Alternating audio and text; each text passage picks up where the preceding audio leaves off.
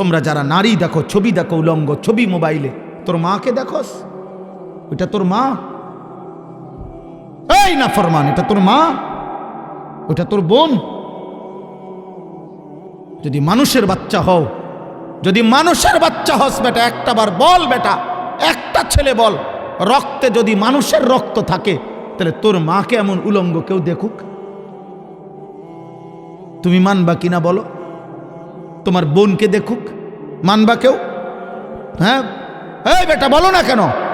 তোমার বোনকে বিবস্ত্র দেখুক, তোমার মেয়েকে উলঙ্গ দেখুক, তো তুমি যাকে দেখো সে কারো মা না? সে কারো বোন না? তো তুমি অসভ্য, তাকে দেখো কেন? বলো।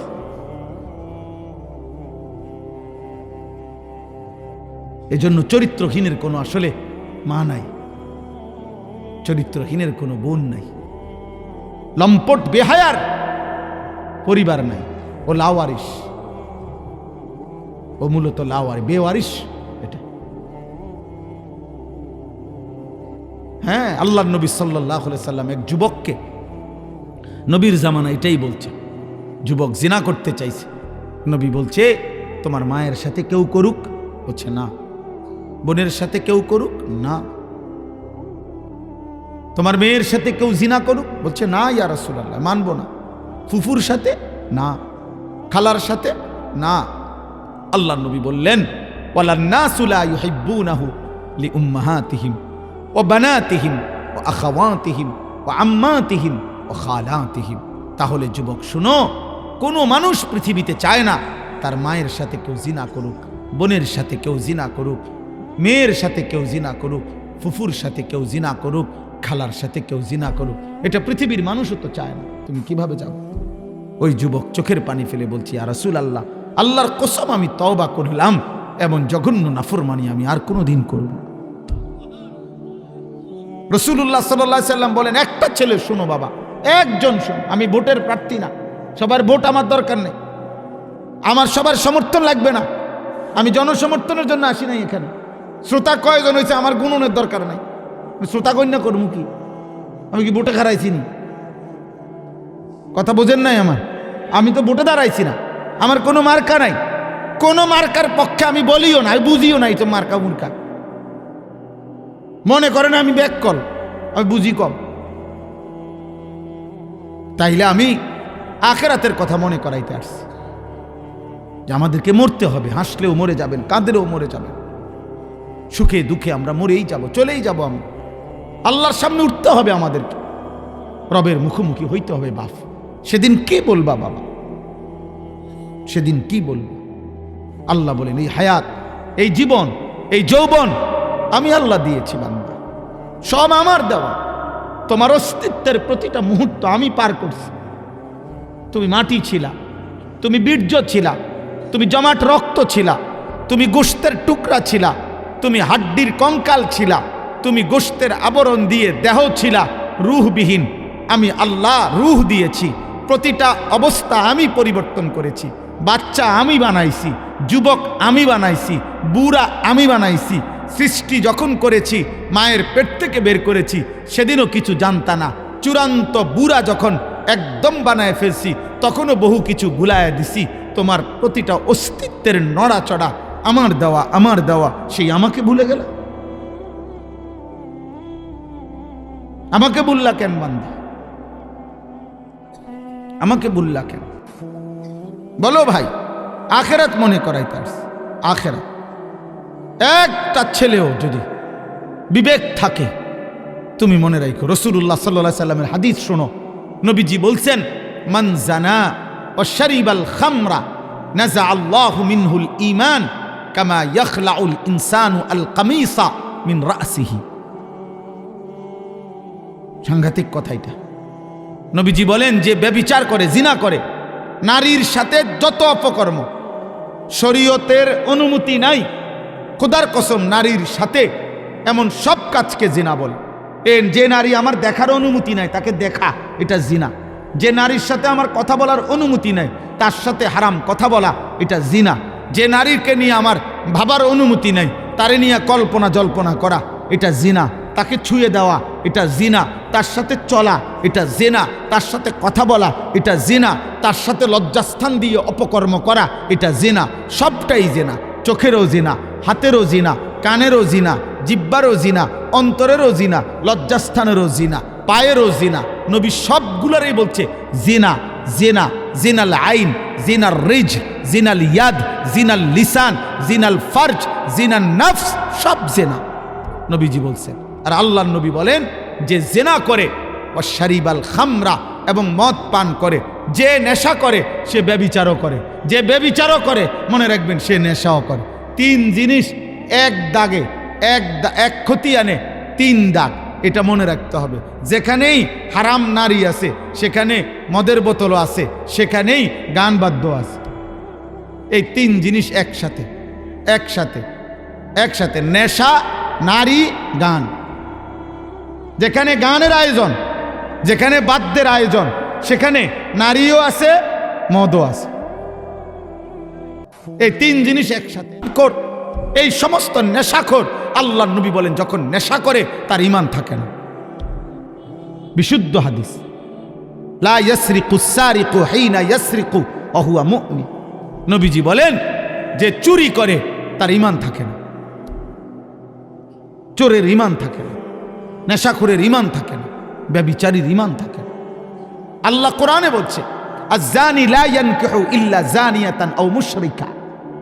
যুবক মনে রাখো বাবা, মানুষের বেডি সাউন আর ঘরের বেডি 2 নম্বর অন, দেখবা বুঝবা। আমি বলে গেলাম আর কি, এখন বুঝতা না। দুনিয়ার হয়তো কেউ তোমারে সচেতন করে নাই, কিন্তু আমি মনে রাখো মোবাইলের উলঙ্গ নর্তকী আর রাস্তার বেহায়া নারী এটা তো সহজ, দেখে লাইলা চলিয়া গেলা। কিন্তু তোমার ঘরে তোমার বিবাহিত স্ত্রী যেদিন শুনবা চরিত্রহীন, বিবাহিত নারী যখন দেখবা পরকীয়ায় আসক্ত, প্রতিদিন প্রতিদিন প্রতিনিয়ত হাজার কোটি টাকার মালিকরাও, অজস্র সম্পদের অধিকারীরাও তাদের কান্না, তাদের চোখের পানি আমরা শুনি।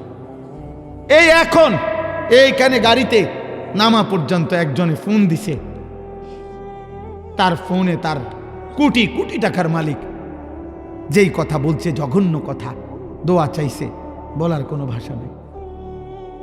পৃথিবীর মানুষ তো জানে সম্পদের সুখে ভাসতেছে, কিন্তু সে তো জানে তার স্ত্রী চরিত্রহীন। এতটুকু সাহসও নাই বউরে কিছু বলবে, এই হিম্মতটাও নাই।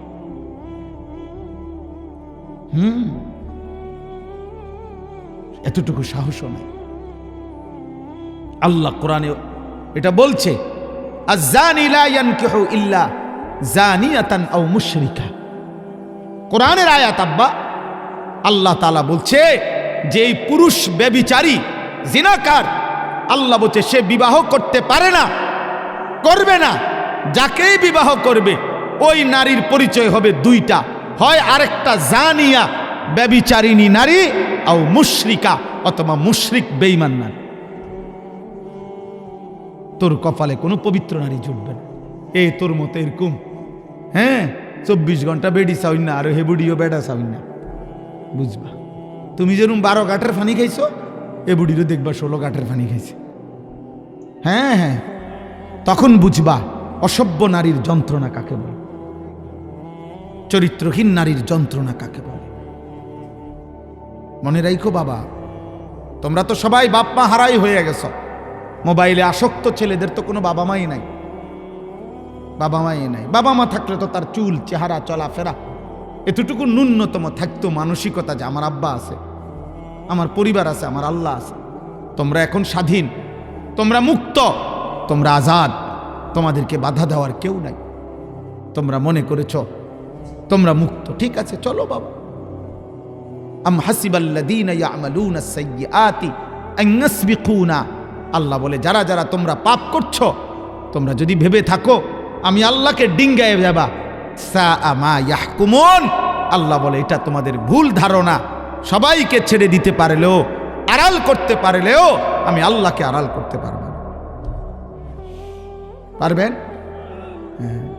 এজন্য দোস্ত, নেককার নারী জুটবে না। ওয়াজ্জানিয়াতু লা ইয়ানকিহুহা ইল্লা জানিন আও মুশরিক।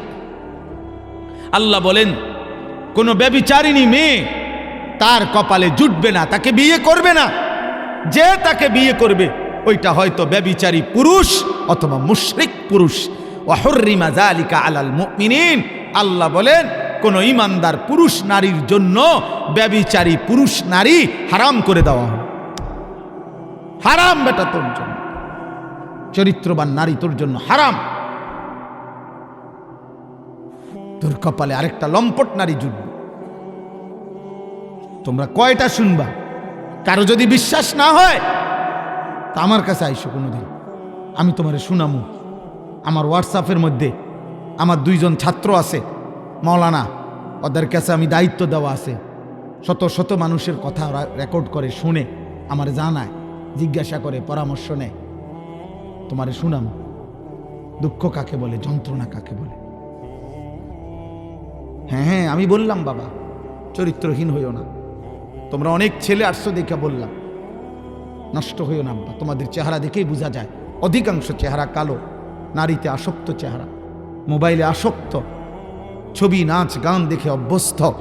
নামাজ নাই, সেজদা নাই, আল্লাহ নাই, রসুল নাই, বাবা নাই, মা নাই। এমন লাপরোয়া জীবন, এমন বেপরোয়া জীবন, আখেরাত ভুলে গিয়ে আব্বা এটা মানুষের জীবন, এটা জন্তু জানোয়ারের জীবন। আখেরাতকে সন্দেহ করো না, পরকালকে সন্দেহ করো না।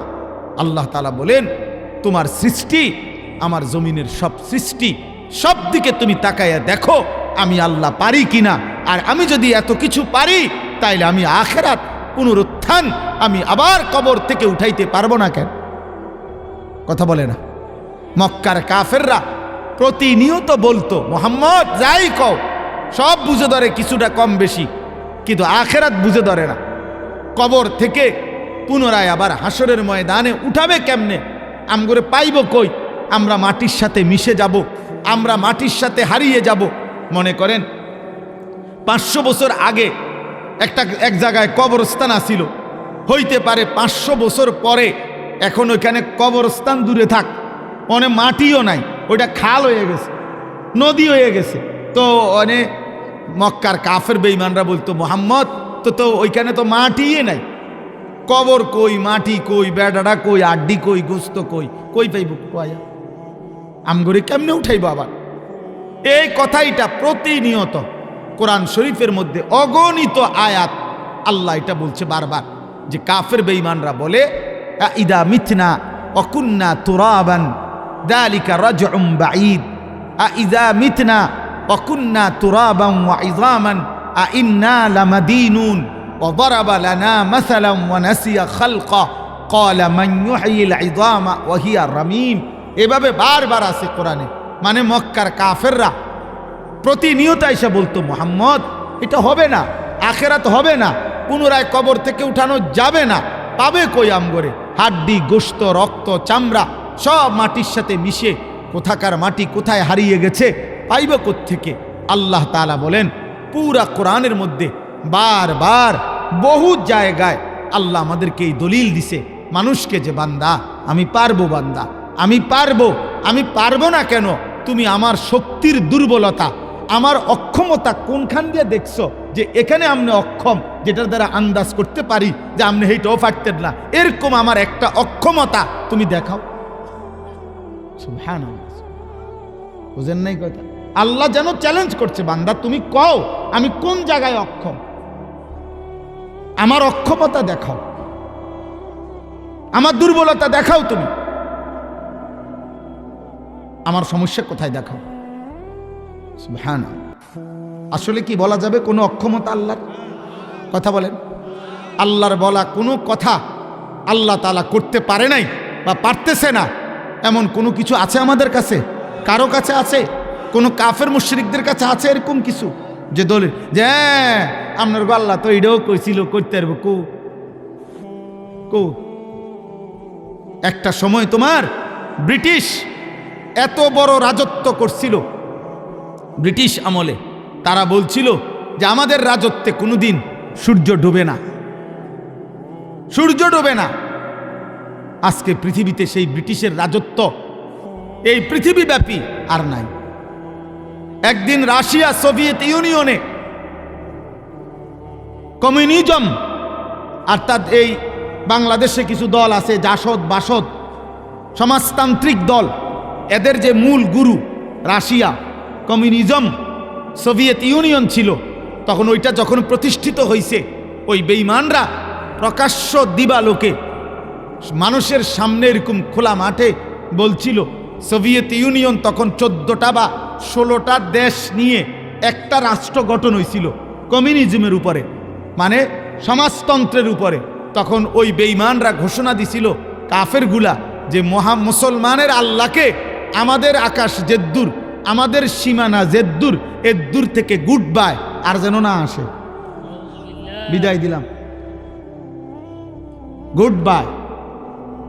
এবং বলেছিল সোভিয়েত ইউনিয়নের সংসদে দাঁড়াইয়া তারা বলছিল, তাদের বেঈমান বলছিল যে আমাদের সক্ষমতায় এই পরিমাণ এখন যে উপরের ওই আসমানটা যদি আমাদের সামনে ভেঙে পড়ে আমরা তাকেও প্রতিহত করতে সক্ষম। এত বড় অহংকারী বেঈমানদের আজকের পৃথিবীতে নামও নাই, নামও নাই। এই মতবাদের সোভিয়েত ইউনিয়নের কোনো নামগন্ধ এখন আর পৃথিবীতে ওয়ার্ল্ড ম্যাপে আর নামগন্ধ নাই। এখন আর জানোয়ারও তাগর দিকে ফিরে ফেসাবো করে না। হ্যাঁ মিয়া, কয়টা শুনবা? সারা পৃথিবীর ইতিহাসে বারবার এটা প্রমাণিত, মিথ্যাবাদী, নাফরমান, বেঈমান, পাপী, মুশরিক, কাফের একজন হোক আর পুরা জনগোষ্ঠী হোক, দল হোক, মতবাদ হোক, রাষ্ট্র ক্ষমতায় হোক অথবা একক অহংকারী হোক, কোনো জালেম, কোনো পাপী, কোনো বেঈমান শেষ পর্যন্ত টেকে নাই আর কোনোদিন ইজ্জত পায় নাই। ফেরাউন দুনিয়া ভোগ করছে বেটা, কিন্তু আজকে পৃথিবীর মানুষ কোনো কুত্তার নামও রাখে না। ফেরাউন শুকরের নামও নাই। নমরুদ এটা কোনো কুত্তার নামও কেউ রাখে না। আবু জেহেল, আবু লাহাব এটা কোনো কুত্তার নামও কেউ রাখে না। কিন্তু বেলালের নাম কোটি কোটি ইমানদার সন্তানের নাম। হ্যাঁ, বেলাল আজও আছে, বেলাল আজও আছে। এই জন্য দোস্ত প্রত্যেকে ইনশাআল্লাহ এই কথাটুকু বুঝো, আখিরাত হবে, আখিরাত হবে, কথা বলে না, পরকাল হবে।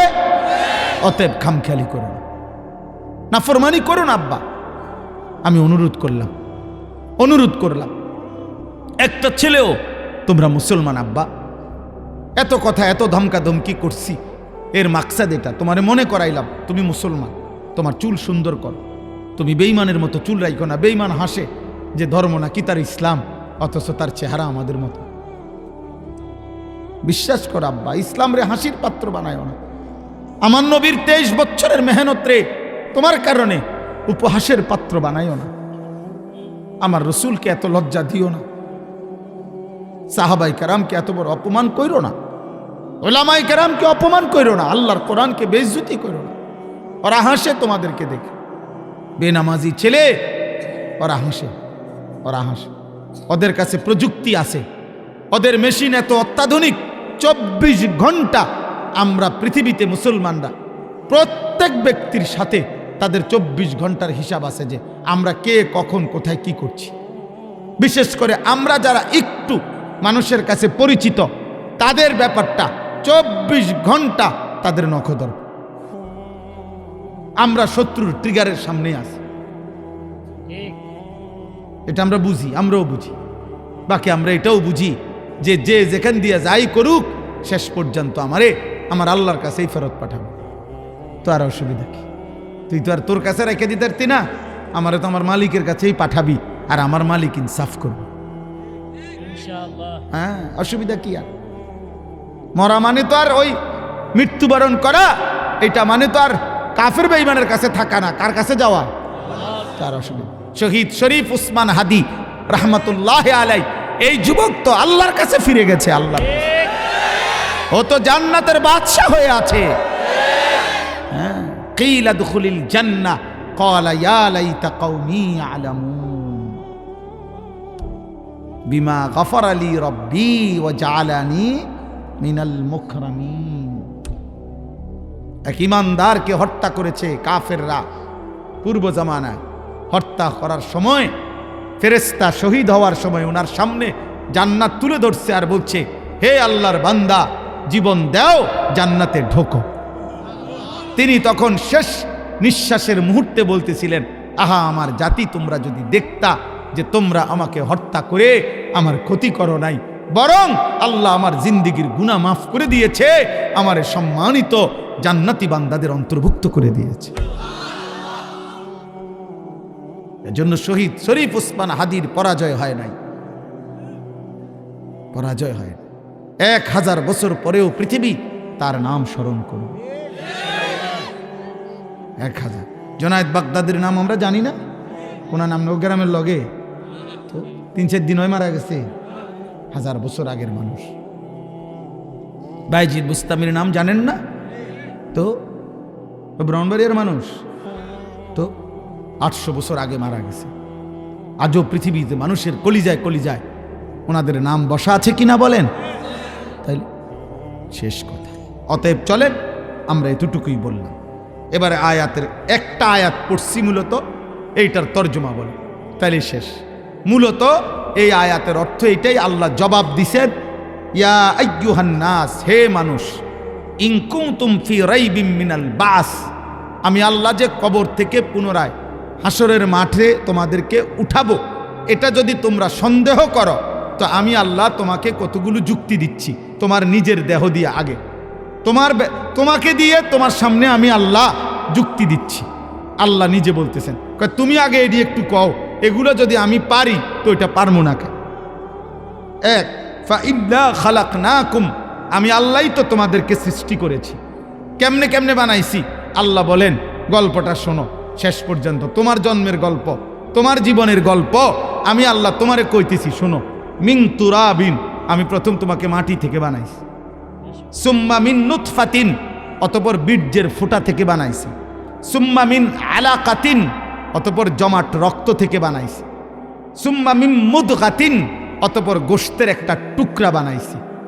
মুখাল্লাকাতিন ওয়া গায়রি মুখাল্লাকা, এই গোশতের টুকরাটাকে কাউকে কাউকে একবারে পরিপূর্ণ দেহ বানাইছি, কাউকে আবার দেহের মধ্যে কোনো অংশ ত্রুটিযুক্ত করে দিয়েছি। কথা বুঝেন নাই? মানুষের অঙ্গের মধ্যে, শরীরের মধ্যে কমতিওয়ালা মানুষও তো জন্মে, নাক একটা নাই, বা নাক এরকম কাটা, ঠোঁট কাটা, এরকম আছে না? হ্যাঁ, আঙ্গুল একটা বেশতি, এরকম আছে কিনা বলেন? আল্লাহ বলেন, কাউকে তো পূর্ণ আকৃতি দিয়ে ঠিকমতো বানাইছি, কাউকে কমতিও করে দিছি। দিয়ে আল্লাহ বলেন, আমি আল্লাহ তাআলা তোমাকে সৃষ্টি করেছি লিনুবাইয়িনা লাকুম, এরকম কেন করছি? কাউকে পূর্ণ আকৃতি দিছি, কাউকে কোনো আকৃতিতে একটু কমায়া দিছি, যেন তোমাদের কাছে আমি আল্লাহ স্পষ্ট করতে পারি যে তোমরা কেউ বানায় নাই, আমি আল্লাহর আমার সিদ্ধান্তে বানাইছি। এরপরে আল্লাহ বলেন, ওয়া নুকিররু ফিল আরহামি মা নাশাউ ইলা আজালিম মুসাম্মা, আমি একটি নির্দিষ্ট সময় পর্যন্ত এই বীর্য, জমাট রক্ত, গোশতের টুকরা, হাড্ডির খাঁচা, গোশতের আবরণ, নাক চোখ কান লাগানো, পূর্ণাঙ্গ অথবা কিছুটা ঘাটতি, এই সবটা প্রসেসিং করার জন্য একটা নির্দিষ্ট সময় পরিমাণ, যা আমি জানি, মায়ের পেটে আমি তোমাকে রেখে দিয়েছি। সুবহানাল্লাহ। সুম্মা নুখরিজুকুম তিফলান, অতঃপর আমি একদিন নির্দিষ্ট সময়ে তোমাকে একটা ছোট্ট শিশু বাচ্চা হিসাবে মায়ের পেট থেকে বের করে এনেছি। এরপরে সুম্মা লিতাবলুগু আশুদ্দাকুম, ধীরে ধীরে যৌবনের পূর্ণ শক্তিতে পৌঁছায়া দিছি। অমিনকুম মান ইউতাওয়াফা, আর এরই মধ্যে অনেককে মৃত্যু দিয়েছি। অমিনকুম মান ইউরাদ্দু ইলা আরজালিল উমর, কাউকে হায়াত দিতে দিতে একেবারে অসল, অক্ষম, দুর্বল, বুড়া বানায় লাইছে, মরে না। 90 বছর হয়ে গেছে, 100 বছর হয়ে গেছে, একেবারে আর দাম চলে না, দেবটা মরে না। আরেকজনে তাগরা মানুষ মরে গেছে, ঠিক না? হ্যাঁ, আমার একজন আত্মীয় আজকে মনে 10 বছর ধরে বিছানায় শয্যাশায়ী, 2টা পাশ পৌঁছা গেছে, কিন্তু এখনো হায়াত আছে। কার ইচ্ছা? বলেন না কেন? কার ইচ্ছা? আল্লাহর ইচ্ছা। আল্লাহ বলেন, লিকাইলা ইয়ালামা মিন বাদি ইলমিন শাইআ, এমন বৃদ্ধ বানাইয়া ফেলি কাউকে যে এখন আর সে এই বিগত হায়াতের কিছুই আর মনে রাখতে পারে না, স্মৃতিশক্তি বলতে আর কিছু নাই, শুধু কোনো রকমের জানটা নিয়া দুনিয়াতে বাইচা আছে। আল্লাহ বলেন, বলো তো বান্দা, তাহলে এই শুরুর থেকে বলো, একবার মাটি, একবার বীর্য, একবার জমাট রক্ত, একবার গোশতের টুকরা, একবার পূর্ণাঙ্গ আকৃতি, আরেকবার অপূর্ণাঙ্গ আকৃতি, একবার বাচ্চা, একবার যুবক, একবার একদম নিষ্কর্মা বৃদ্ধ, এত কিছু যিনি করলেন তিনি পুনরায় আবার আখিরাতের জন্য বানাইতে পারবে না কেন? সুবহানাল্লাহ, পারবে না কেন? পারবে, কথা বলে না পারবে। এবার আল্লাহ বলেন, শেষ আরেকটা উদাহরণ দেই বান্দা তোমার কাছে, তোমার বাড়ির পাশের ক্ষেত, যেটার মধ্যে তুমি ফসল ফলাও, ওইটার দিকে এবার কদ্দু চাও। তোমারে তো বুঝাইলাম তোমার শরীর দিয়া, আচ্ছা রাখো, এবার আলগা চলো। আল্লাহ বলেন ওয়াতারাল আরদা, এবার তুমি জমিনের দিকে দেখো, জমিনের দিকে তাকায় দেখো, এই জমিন হামিদাতান, প্রথমে একদম শুকনা পাথরের মতো মাটি, হ্যাঁ, রৌদ্রে কাঠের মতো হয়ে রয়েছে, এইটা ফাইটা রয়েছে একদম। এইখানে একটা গাছ, একটা ঘাস, একটা সারা, কিচ্ছু নাই, কিচ্ছু নাই, কিচ্ছু নাই, কোনো সম্ভাবনা নাই। এমন রোদ, এমন ফাটা, এমন শক্ত মাটি। আল্লাহ বলেন তুমি দেখছিলে এটা, এবার তোমার মনে করো তো আমি আল্লাহ ফাইদা আনজালনা আলাইহাল মাআ, এবার আমি আল্লাহ এই শক্ত জমিনের উপরে বৃষ্টির পানি নামাইলাম, এবার বলো তো এই জমিন নরম হয়ে গেল, এবার ফসল নতুন চারা বের হয়ে গেল, ইহতাজ্জাত, এবার ছোট্ট গাছের পাতা নড়তে শুরু করলো হালকা বাতাসে, ওয়ারাবাত, আস্তে আস্তে বৃদ্ধি পেতে লাগলো, এবং আমবাতাত মিন কুল্লি যাওজিন বাহিজ, এবং ধীরে ধীরে নয়নাভিরাম, তোমার চিত্তাকর্ষক, তোমার নয়ন জুড়িয়ে যায় এমন গাছ, এমন ধান, এমন ফুল, এমন ফসলে পরিণত করে আমি আল্লাহ তোমার জন্য উৎপন্ন করে দিলাম। এটা যদি আমি পারলাম, ওটা পারবো না কেন? ওটা পারবো না। এই দুইটা উদাহরণ দিছি তোমার মাঝে। তুমি বলো আমি আল্লাহ এত রং, এত রূপ, তোমার এত হালাত পরিবর্তন করেছি, যেই আল্লাহ, সেই আল্লাহ পুনরায় সৃষ্টি করতে পারবো না কেন? একটা শুকনা জমিনের মধ্যে যেই আল্লাহ এমন সুন্দর গাছ ফসল উৎপন্ন করতে পারলাম, সেই আল্লাহ পুনরায় আমি আল্লাহ আখেরাত হাসরের মাঠে উঠাইতে পারবো না কেন? তাহলে আখেরাত হবে? বলেন না আখেরাত হবে? কবর হবে? পরকাল হবে? হবে। আমার কথা শেষ। 2 দিন ব্যাপী তাফসিরুল কোরআন মাহফিলে আরো অনেক কথা হবে ইনশাআল্লাহ। বুজুর্গ উলামায়ে কেরাম নসিহত করবেন। আমার এতটুকুই কথা। প্রত্যেকটা কিশোর যুবক, আব্বা আবারও বলছি, খামখেয়ালি করো না, খামখেয়ালি করো না, খামখেয়ালি করো না। কোনো হুজুরের লগে ছবি উঠাইলা, কোনো বক্তার সাথে ছবি উঠাইলা, কোনো ফায়দা নাই, ফায়দা নাই। ফেরেশতা তোমারে জিজ্ঞাসা করবে, তুই হুজুরের মতো না হুজুর তোর মতো। কথা বুঝো নাই তোমার? এটা বলবে না তো এটা লাভ কি? হে বুঝে না। হ্যাঁ, আপনি একবারে কাবা শরীফের ইমাম সাহেবের লগে ছবি উঠাইছেন, আর ফেরেশতা বলবো ও মনে তারা দুজনে নামাজ পড়া। ফেরেশতা এত সোজা? হ্যাঁ, আমনের মতো, আমনের চুল চেহারা দেখলে বোঝা যায় না আপনি কোন জাতের মানুষ। তা আপনি ছবি উঠান কিনতেন? আপনি ছবি উঠান কিনতেন? হ্যাঁ, না বুঝার কি আছে এটা? অতএব শুধুমাত্র এই মোবাইলের আসক্তি, এটা ছাড়ো, আল্লাহকে সেজদা দাও। আগামীর পৃথিবীতে ইনশাআল্লাহ, মনে রাখো বাবা, এই আমার শেষ কথা, আগামীর পৃথিবী খোদার কসম ঈমান এবং কুফরের পৃথিবী। আগামীর পৃথিবীতে সারা বিশ্বময় মানুষের পরিচয় হবে শুধু দুইটা, একদিকে মোমেন, একদিকে বেঈমান, একদিকে মাহাদি, আরেকদিকে দাজ্জাল, একদিকে মুসলমান, আরেকদিকে ইহুদি। এটাই সত্যি বললাম। এই ছোটখাটো দল, আমাগো এই সমস্ত দল ফল থাকতো না, থাকবে না এগুলো। এই জন্য আমি অনুরোধ করছি সমস্ত কিশোর যুবক ছেলের কাছে, আমার অনুরোধ, প্রত্যেকেই নওজোয়ান আল্লাহর দিকে ফেরো, আল্লাহর দিকে ফেরো। বলো ইনশাআল্লাহ, বলো ইনশাআল্লাহ। প্রিয় ভাই, তোমরা শুধু মনে রেখো, শহীদ শরীফ উসমান হাদি রাহমাতুল্লাহ আলাই এই ইমানদার যুবকের জন্য লক্ষ কোটি আলেম, মুফতি, মুহাদ্দিস, হাফেজ, তালেবে এলেম, 90 বছরের বুড়া মানুষ, 4 বছরের বাচ্চা, সবাই চোখের পানি ফেলছে, সবাই কাঁদছে। কারণ সেই ইমানদার ছিল, দেশপ্রেমিকও ছিল, 5 ওয়াক্ত নামাজ পড়তো, ফজরের নামাজ পড়তো, আল্লাহর কোরআনের হাফেজ ছিল, রসুলের হাদিস পড়তো, মাদ্রাসার ছাত্র আগে ছিল, তার বাবা আলেম ছিলেন, তার মা পর্দানশীল, তার স্ত্রী পর্দানশীল।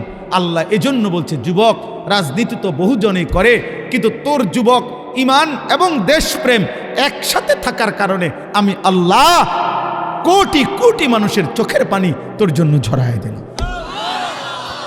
এজন্য মরিলে এমন মরাই ময়ূর, বাঁচলে এমন বাঁচাই বাইচ। এমন কি মনে হয়, এটা কি ছোটখাটো বেয়াদব মনে হয়? এত মসজিদ, এত মাদ্রাসা, এত আলেম ওলামা, এত তালিবে এলেম, এত আজান, এত ওয়াজ, এত নসিহত, বাবা মার পরিচয়, সব কিছুই মনে করেন। বয়স মাত্র 16 বৎসরে গাদ্দার এত বড় হয়ে গেলি?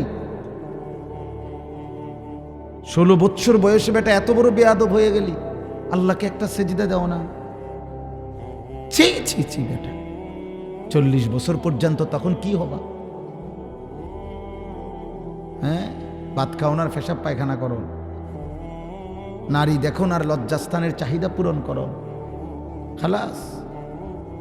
পেটের চাহিদা আর লজ্জাস্থানের চাহিদা, পেটের ভোগ আর লজ্জাস্থানের ভোগ, এই দুইটা পূরণ করা, এরই নাম জীবন? এটা তো জানোয়ারের জীবন। এই দুই চাহিদা তো জানোয়ারেরও পূরণ হয়। একটা কুত্তারও তো খাবারের চাহিদাও পূরণ হয়, লজ্জাস্থানের চাহিদাও পূরণ হয়, নয়তো কুকুরের বাচ্চা হয় কেমন, শুকরের বাচ্চা হয় কেমন? নয়তো জীবন মানে এই দুই শব্দ, পেটের ভোগ, পেটের চাহিদা আর লজ্জাস্থানের চাহিদা পূরণ হইল, খালাস। এই তাহলে আল্লাহ কোথায়? নবী সাল্লাল্লাহু আলাইহি ওয়াসাল্লামের 23 বছরের মেহনত কার জন্য? তাই এই কোরআন তাইলে কার জন্য নাজিল হইল? নবীজি সাল্লাল্লাহু আলাইহি সাল্লামের এই লক্ষ হাদিস তিনি কার জন্য বলে গেলেন? তায়েফের রক্ত তিনি কার জন্য ঝরাইলেন? উহুদে দান শহীদ তিনি কেন করলেন? 14 দিন পর্যন্ত পেটে ক্ষুধার কষ্টে পাথর কেন বাঁধলেন? 3 মাস পর্যন্ত ঘরের চুলায় আগুন জ্বলে নাই নবীর, রান্না করা খাবার খান নাই কেন? উহুদের দান শহীদ করা খুনে পড়ে রইলেন কেন? রাত ভর চোখের পানি ফেলে উম্মতের জন্য কাঁদলেন কেন? বলো না ভাই। নবী সাল্লাল্লাহু আলাইহি ওয়াসাল্লাম জিজ্ঞেস করবে হাসরে, উম্মত তুমি কি শুনো নাই আমার তায়েফের রক্তের কথা? তুমি শোনো নাই আমি পেটে পাথর বেঁধেছিলাম? তুমি শোনো নাই আমি মক্কার গলিতে গলিতে নির্যাতিত হয়েছি, কত তুচ্ছ তাচ্ছিল্য সহ্য করছি? আম্মা জান আয়েশা রাদিয়াল্লাহু তাআলা আনহাকে নবীজি বলছেন, নবীর স্ত্রীকে, যে আয়েশা, 1.25 লক্ষ নবী আদম থেকে ঈসা সকল নবী আল্লাহর দ্বীন প্রচারের জন্য যত কষ্ট সয়েছেন, আমি মুহাম্মদ একা তার চাইতে বেশি কষ্ট সয়েছি। মা উজিয়া আহাদু লাকাদ উজিতু ফিল্লাহ। বলছে আয়েশা, আল্লাহর পথে আমার এত কষ্ট দিছে, আমার পূর্বে কোনো নবী কোনো রাসূলকে এত কষ্ট কেউ দেয় না।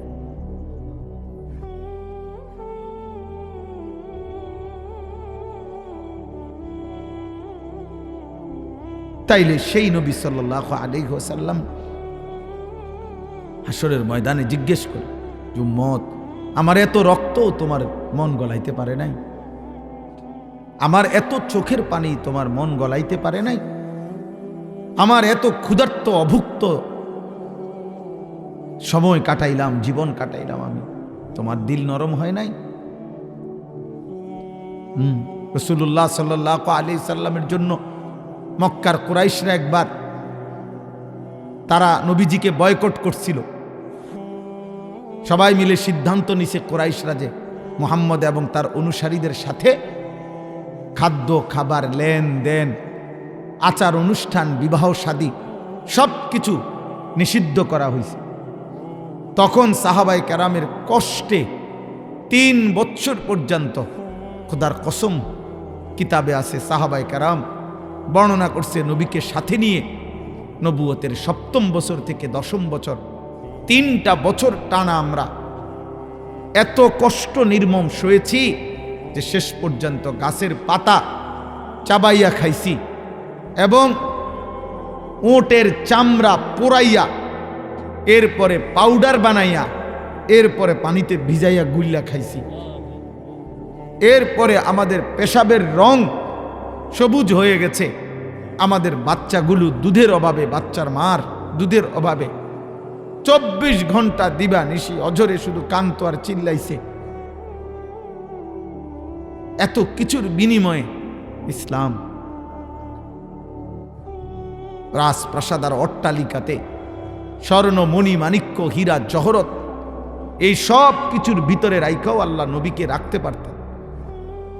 নবী সাল্লাল্লাহু আলাইহি সাল্লামকে আল্লাহ তাআলা বলেছিলেন জিবরাইলের মাধ্যমে, বন্ধু আপনি বলেন, আপনি চাইলে উহুদ পাহাড় স্বর্ণ বানিয়ে আপনার পিছনে পিছনে আমি চালিয়ে দেব, অর্থাৎ এটা আপনার পিছনে চাক্কার মতো থাকবে।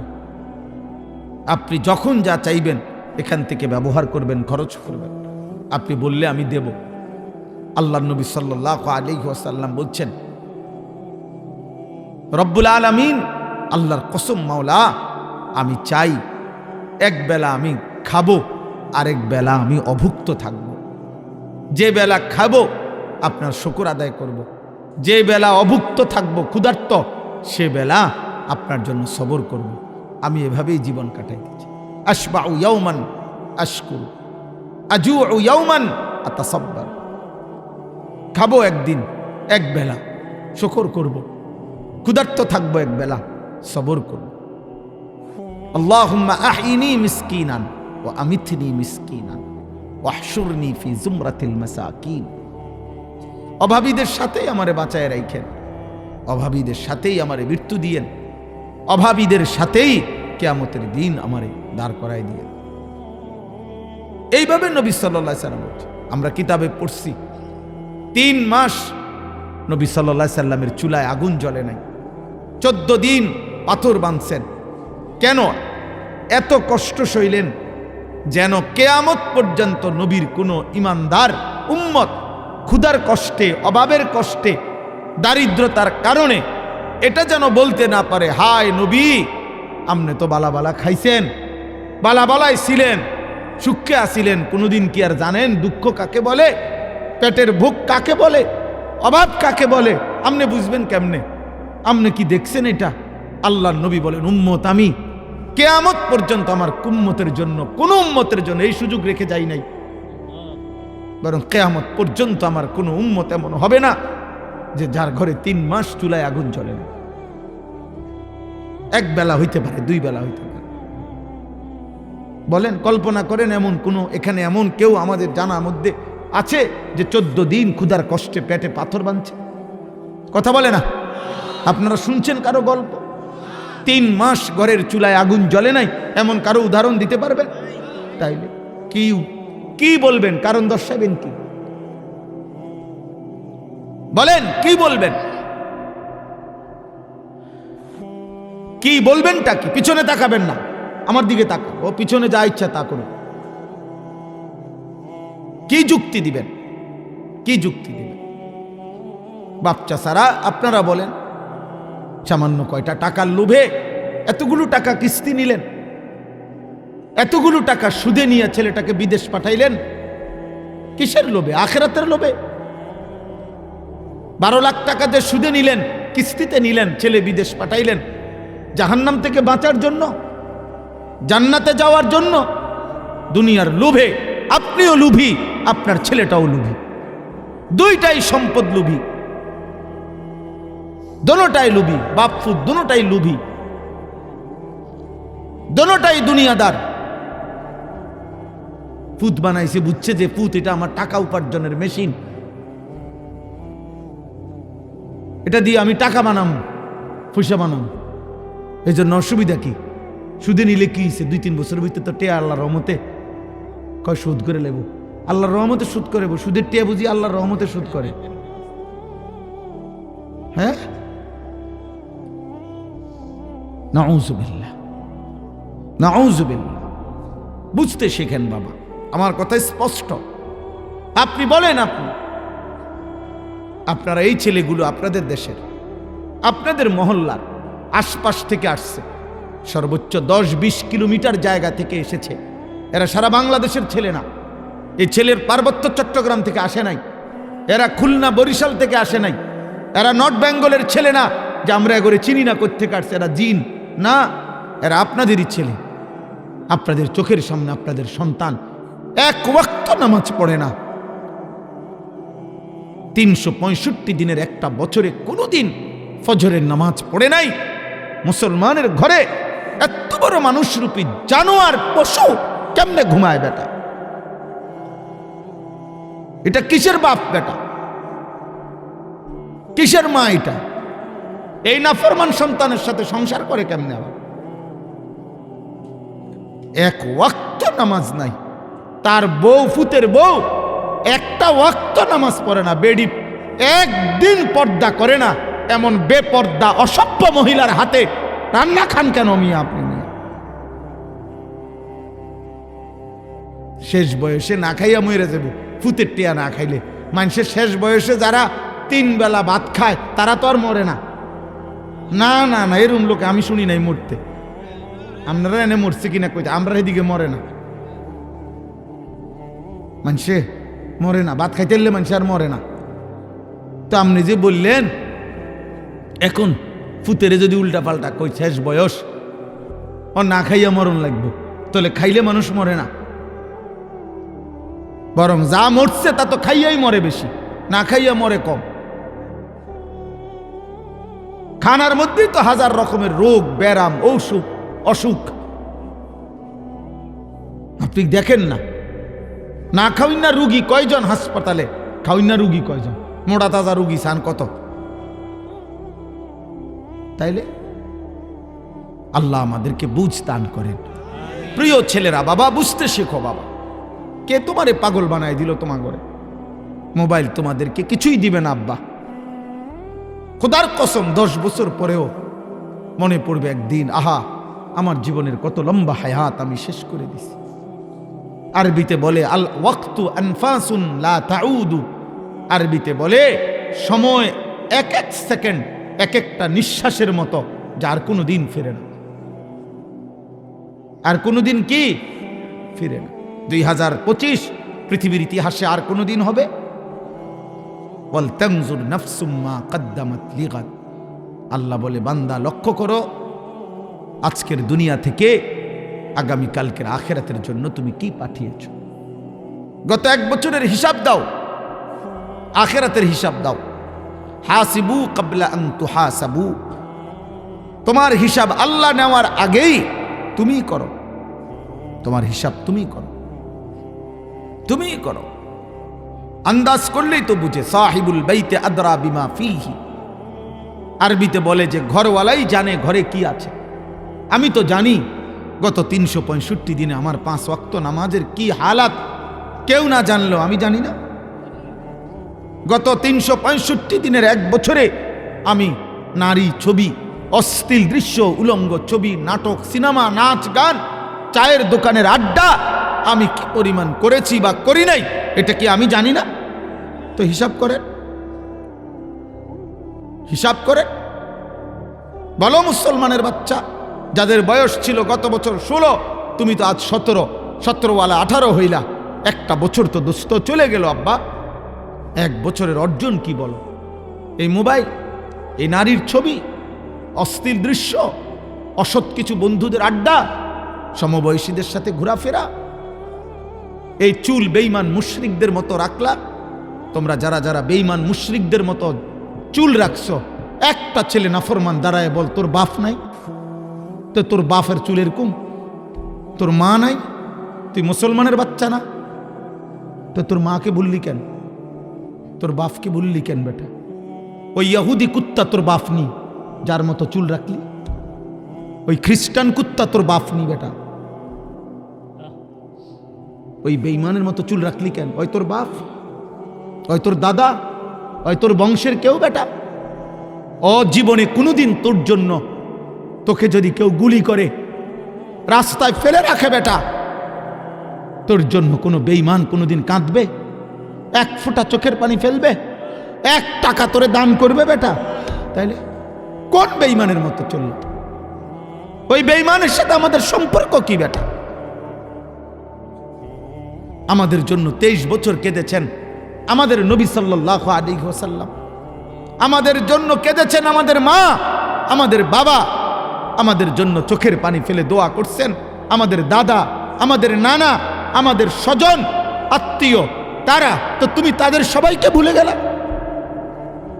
ইহুদি বেঈমান, খ্রিস্টান বেঈমান তোমার আপন হয়ে গেল। ছি ছি ছি ছি বেটা, ছি বেটা, ছি বেটা। মুসলমানের বাচ্চা এত কাপুরুষ হয় না বেটা, মুসলমানের ঘরে এত অপদার্থ জন্ম নেয় না বেটা। আত্মভোলা, আপন ভোলা, চাল নাই, চরিত্র নাই, আখলাক নাই, চুল নাই, চেহারা নাই, লেবাস নাই, পোশাক নাই, আল্লাহ নাই, খোদা নাই, অজু নাই, নামাজ নাই, পেশাব পায়খানার কোনো হদিস নাই, জেন দিয়ে মুতে ধরে এন দিয়ে পেশাব করে দিলা, পানিও নিলা না, ঢিলা কুলুকও নিল না। এগুলা জানোয়ারের স্বভাব না মানুষের স্বভাব? বলো বেটা, তুমি বলো বেটা, বলো বাবা, একটা ছেলে বলো আব্বা, এটা জানোয়ারের স্বভাব না মানুষের স্বভাব? কোনো কথা হইল তুমি কিসের উপরে বেড়ে উঠছ? কি কি উপরে বড় হইতেছ আব্বা তোমরা? বলো, কি ওয়াজ শুনতে আসছো? তামসা দেখতে? আল্লাহকে কেন ভুললা? নবী সাল্লাল্লাহু আলাইহি ওয়াসাল্লামকে কেন ভুললা? আখিরাতকে কেন ভুলে গেলা? কেন ভুলে গেলা? কে ভুলাই দিল? আল্লাহ। আখিরাত ভুলাই দিল কে বাবা বলো? এমন মালিক কেমনে ভুললা? ইয়া আইয়ুহাল ইনসান মা গাররাকা বিরাব্বিকাল কারীম। আল্লাহ বলেন, হে মানুষ, আমার মতো দয়ালু মেহেরবান মালিক 24 ঘন্টা যে তোমাকে লালন পালন করি, এই কায়নাতের লক্ষ কোটি নিয়ামত দিয়ে যে আমি আল্লাহ তোমাকে লালন পালন করছি, এমন দয়ালু মেহেরবান রবকে ছেড়ে দিয়ে ত্যাগ করতে তোমারে কে ধোকা দিল? মা গাররাকা, কে তোমাকে বোকা বানাইল, ধোকা দিল? কে তোমারে আমি আল্লাহ থেকে সরিয়ে দিল? আল্লাহ জিজ্ঞেস করছেন, আহাসিবান নাসু আন ইউতরাকু আন ইয়াকুলু আমান্না ওয়া হুম লা ইফতানুন। আল্লাহ বলে, আমার বান্দা তোমরা কি ভেবেছো শুধু কেবল মুখে বলবা আমি মুমিন, আমি মুসলমান, আর আমি আল্লাহ কোনো পরীক্ষা না নিয়ে এমনিতেই তোমাদেরকে ছেড়ে দেব, জান্নাত দিয়ে দেব, এই কি ভেবেছো? কেমনে ভাবলা বান্দা এটা? শুধু বলবা মুসলমান আর নামাজ পড়তে হবে না, রোজা রাখতে হবে না, হালাল হারাম বাস বিচার নাই, মাকেও দেখবা, নারীকেও দেখবা, উলঙ্গ ছবিও দেখবা, নিজের বোনকেও দেখবা, রাস্তার বেহায়া নারীকেও দেখবা, আপন বিবিকেও দেখবা, মোবাইলের অশ্লীল নাটকের উলঙ্গ নারীকেও দেখবা, এই কি কথা? কষ্টের রোজগারের টাকাও নিবা, সুদের টাকাও নিবা, কিস্তির টাকাও নিবা, হারাম টাকাও নিবা। আল্লাহ বলে কোনো বাজ বিচার করবা না, আর শুধু মুখে বলবা মুসলমান, আর আমি বুঝি জান্নাত দিয়ে দেব। আমার জান্নাত এত সস্তা হয়ে গেল কেন? জান্নাতরে এত কম দামি ভাবলা কেন? আখিরাতকে এত মামুলি মনে করলা কেন? আল্লাহর নবী সাল্লাল্লাহু আলাইহি ওয়াসাল্লাম বলেন, সবচেয়ে ছোট জান্নাত যাকে দেওয়া হবে সেটাই হবে 10 দুনিয়া বরাবর। ইযা রাআইতা সাম্মা রাআইতা নাঈমান ওয়া মুলকান কাবীরা।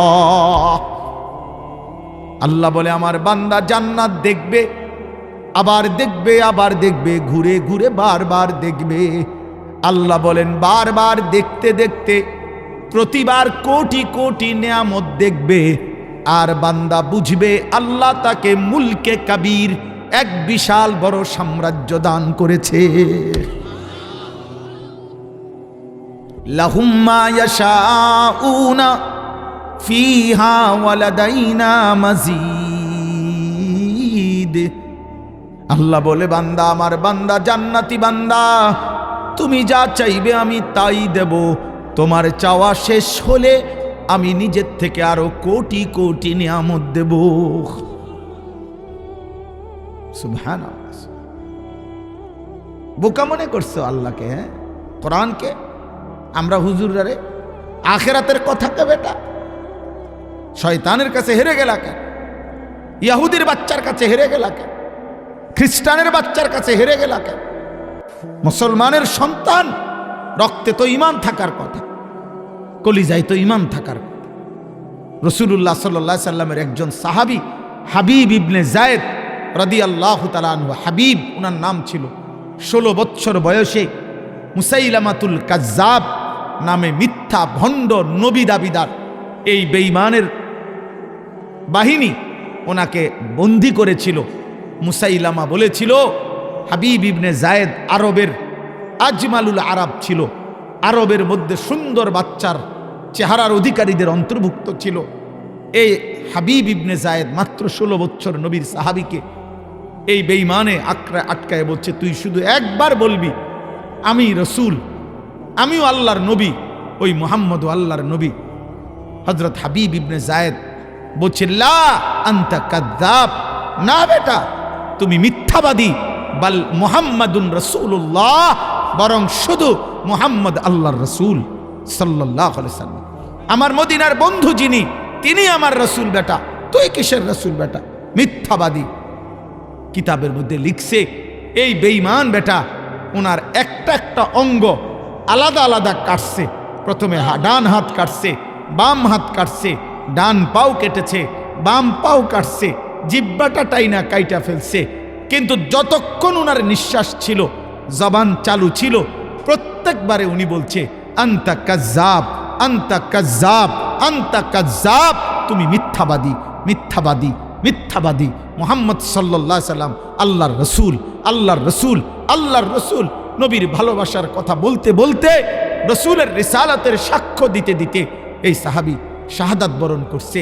কাইটা টুকরা টুকরা করে, গোশতের পিসের মতো টুকরা করে ওনার গোশত ছিন্ন ভিন্ন করে ফেলে দিছে মদিনায়। কসম, এই খবর যখন ওনার আম্মাকে জানাইছে, উম্মে আম্মারা, ওনার মাও সাহাবী ছিলেন, ওনার মা তখন চিৎকার দিয়া বলছে, লিহাযাল ইয়াউম আরদাতুহু, মদিনাবাসী, খোদার কসম, এমন একটা খবর শুনবার জন্যই আমি আমার সন্তানকে বুকের দুধ পান করাইছি।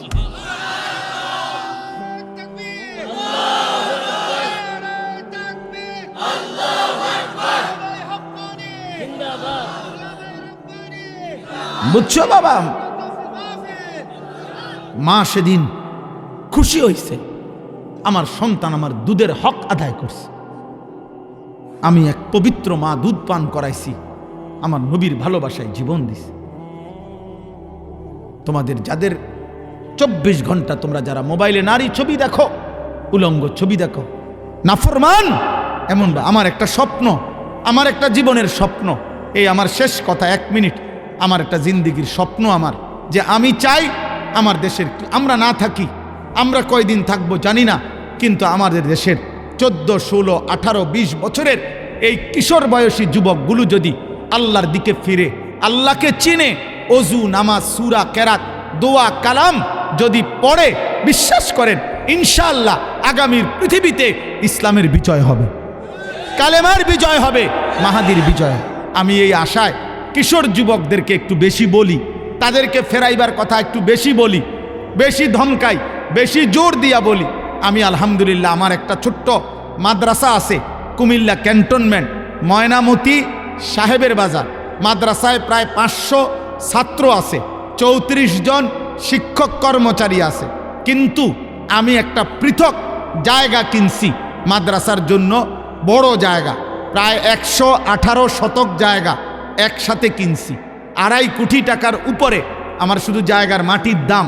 একটা আশায় যে আমি আমাদের এই বাচ্চাদের মাদ্রাসা হেদায়েতুন নাহু পর্যন্ত এখন আছে, নুরানি, নাজেরা, হিফজ, কিতাব বিভাগ, তার সাথে আমি একটা পৃথক মাদ্রাসা বড় সড়ো করতে চাই, যেখানে সারা বাংলাদেশের স্কুল, কলেজ, ইউনিভার্সিটির অথবা বেকার যেই কোনো কিশোর যুবক ছেলে বছরের যেই কোনো দিন যেটুকু সময় থাকে তার এটুকু সময় নিয়ে, অথবা অন্য বয়সীও কেউ, দিন মজুর, ঠেলাওয়ালা, কুলিওয়ালা, বুড়া, জওয়ান, যে যখন আমাদের ওই মাদ্রাসায় যাবে আমরা তাকে যেটুকু সময় উনি নিয়ে আসে ওটুকু কিছু না কিছু দিন শিখাবো, অজু, নামাজ, সূরা, কেরাত, দোয়া, কালাম। এই পর্যন্ত 2025 সালে আমরা আলহামদুলিল্লাহ 500-র মতো, একের গুণা 500 ছেলে স্কুল কলেজের আমরা 3 দিন করে 6 দিনে অজু, নামাজ, সূরা, কেরাত, দোয়া, কালাম, রুকু, সেজদা সামান্য পরিমাণ শিখাইছি। ওইটারেই আমরা বড় মাদ্রাসা করতে চাচ্ছি, এবারে রমজানের পরপর চালু করতে চাই। এই আশায় এই জায়গাটা কিনা হয়েছে। এইটার একটা কাগজ, এই যে কাগজটা আপনাদের কাছে দিল, এইটা একটা হ্যান্ডবিল। এই হ্যান্ডবিলটা আমার একটা আবেদন, যেহেতু আমার এটা অনেক বড় জায়গা, বড় আরো প্রকল্প, স্বপ্ন, মসজিদ, মাদ্রাসা